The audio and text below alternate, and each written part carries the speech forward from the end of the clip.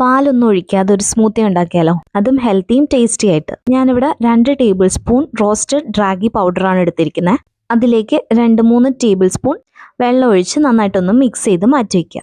ഈ 2 table spoon ragi വെച്ചിട്ട് തന്നെ നമുക്ക് 1 കപ്പോളം സ്മൂത്തി കിട്ടും. അപ്പോൾ നിങ്ങൾ എത്ര പേർക്കാണോ പ്രിപ്പയർ ചെയ്യുന്നത് അതനുസരിച്ച് എടുത്താൽ മതി. 1/2 കപ്പ് വെള്ളം ചൂടാവാൻ വെച്ചിട്ടുണ്ട്. ചൂടായി കഴിയുമ്പോൾ നമ്മൾ നേരത്തെ പ്രിപ്പയർ ചെയ്ത് വെച്ചിരിക്കുന്ന റാഗി പൗഡർ ഇതിലേക്ക് ചേർത്ത് കൊടുക്കാം.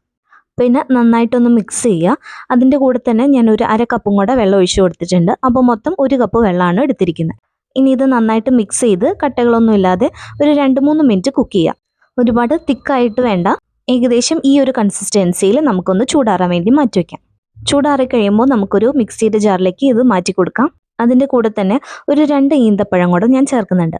2 എണ്ണം മാത്രമാണ് ചേർക്കുന്നത്. ഒരു മീഡിയം മധുരത്തിലാണ് ഞാൻ സ്മൂത്തി പ്രിപ്പയർ ചെയ്യുന്നത്. ഒരു 4 എണ്ണം വരെ ആയാലും കുഴപ്പമില്ല. സോഫ്റ്റ് ഡേറ്റ്സ് ആണ്, അതുകൊണ്ട് നേരത്തെ സോക്കൊന്നും ചെയ്തിട്ടില്ല.